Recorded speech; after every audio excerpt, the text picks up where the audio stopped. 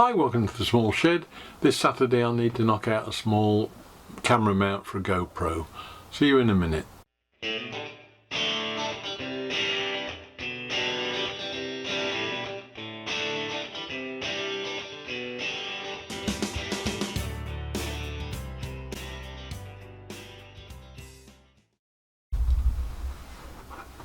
Now, over the last few weeks I've got some GoPros for filming stuff in the house and down at many sheds, and they're quite convenient in that they're quicker and easier to set up than the traditional DSLR camera I've been using. But one of the problems I've got is that there's no way yet of mounting them satisfactorily on a tripod or anything, and for that matter tripods aren't really ideal for this sort of use because they're quite big and clumsy. The footprint of a tripod is far too big for lots of applications, and also it has to be said that a GoPro on top of a tripod would look extremely stupid. So I'm going away on Friday afternoon probably, down to do a wood turning course down at Yandles in Somerset, and today is Tuesday afternoon. So I haven't got much time to get this sorted, and I'd like to take it with me so that we could use it down there and take some footage while I'm learning how to use a lathe. So first stop I think is the workroom, and see if I can scrounge some bits. With projects like this I find it's as much about thinking about what you're building and then trying to adapt something to suit. It's true I could go and buy a camera mount. I'm sure there's a couple of problems with that. Firstly is that I probably wouldn't be able to get it in time for Saturday, and secondly, in all honesty, I haven't got any other video at the moment available for doing because I'm working on my wife's workroom at the moment. That's taking up all the time pretty much. The Palletwood Land Rover is taking half a day a week and the workroom's taking the rest of the time. So finding time to do any other videos is becoming a bit of a nightmare at the moment. So I thought I'd just do a quick one on this build and see how we can adapt something we can find. We'll see what we can find in the house and use that. First up, let's go and have a look in the workroom. So I've just had a quick look round in my much less than tidy workroom. Again, it's suffering from all the work in my wife's workroom. There's a table of hers down here. There's the old computer is down on the floor. Not that a lot of the stuff isn't already there and isn't my usual untidy rubbish. I got a dial indicator that I bought some time ago that's quite useful. But I've also found a magnetic base to hold it, which seems as if that might well be a good basis for the build. So I'm going to use that. I think that should provide most of the stuff, I think. And I've just got my box of bolts and fixtures and fittings down here that will probably also provide me with something like threaded rod or something to put it all together with. So we'll take these down to the workshop and have a quick look at them. Now for the DSLR, when I got a similar sort of problem of wanting something for confined spaces, I did a fairly cheap and cheerful fix by getting a block of, I think it's pitch pine or some sort of pine I think, and then putting a bolt through it from underneath, and then that was just, I found I think it's 5/16 UNF or something, the camera size bolt, and then I could just put the camera tripod on top of that, bit of foam rubber underneath it, and that gave me a good means of doing what I need to. For the GoPro, it's probably, I could reuse that I suppose, but it is a little bit clumsy, bit clunky and a bit over-engineered for the job. GoPro sort of fits on there and it could probably be adapted to fit on that, but it's a little bit overkill for something that small, and I don't really need something. The actual footprint is far too large, and the weight of that and the tilt head is a little bit over the top. So let's just have a look and see what we've found in the workroom. So what have we gathered together? There's the dial indicator base itself. There's a flexible arm that fits on it with a fitting that I can probably use. And you may notice on that there's an on-off switch, which may seem odd. The beauty of this is that it will clamp on to anything magnetic and stick to it. So it does mean I can hang the thing hopefully upside down or at any angle I want to, and it will stay stuck. But also it's very heavy, that base, so it will give it some grounding if I'm just using it loose on timber or anything. So we've got that. That should, as I say, do most of the work for me, I think.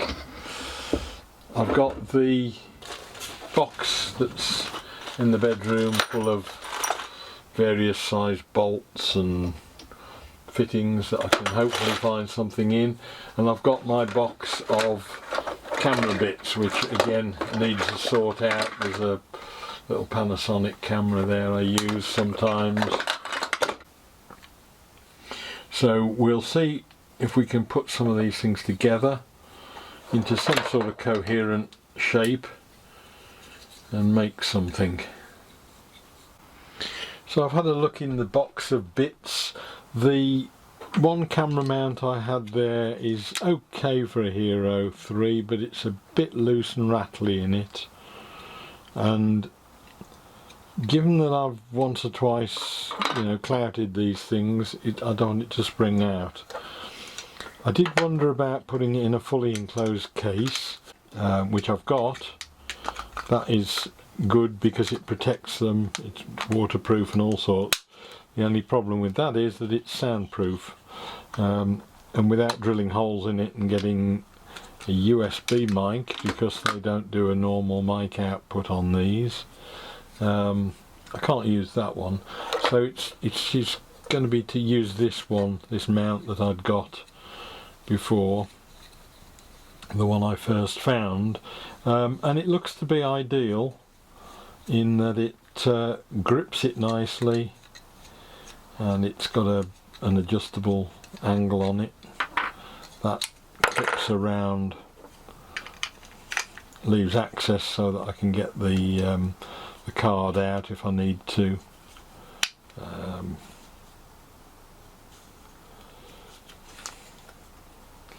And then that screws into a mount there. So that looks like the mounting of the GoPro itself is sorted, and using that type of mount does mean, because they're all the same, that I can use the 3 if I want to in there as well. That'll just screw into that the same, because it's got the same mounts on that.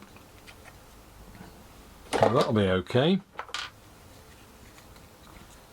Now the next problem came with actually then mounting it onto something that could fit into there, and it's there that I've been caught out by what I wish for happening.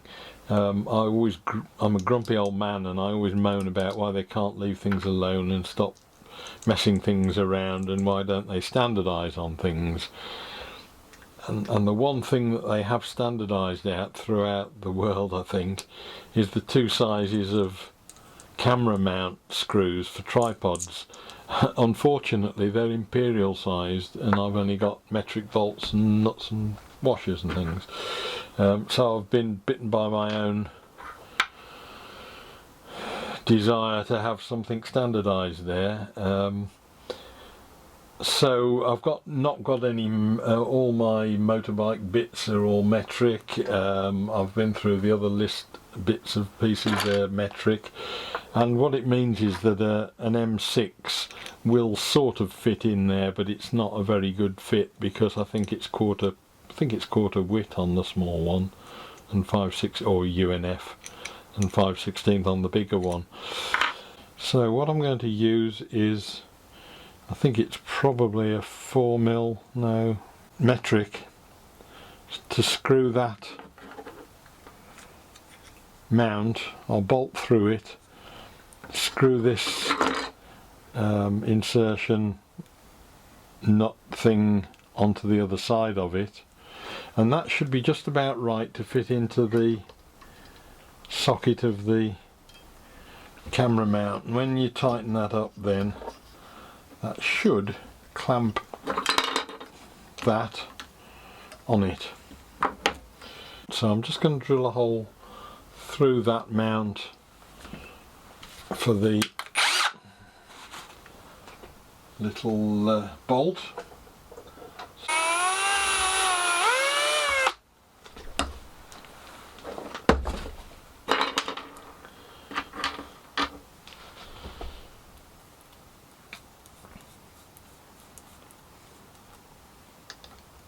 Yeah, M4.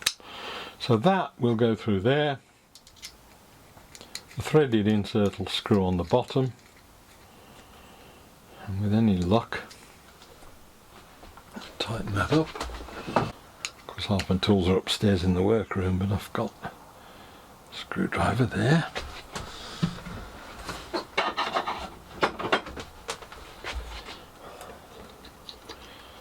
And we'll try that out. So there we are with the threaded insert screwed on.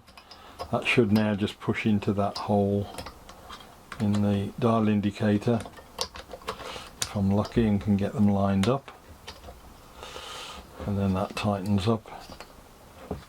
That gives me a pretty much infinite adjustment as to where that thing will tilt and pivot now, and there is a fine control on it there as well to go up and down should it be needed. There's no viewfinder on these things, so it's a little bit difficult, and I've not yet succeeded in hooking it up to the phone as a viewfinder screen, but I think that'll do me.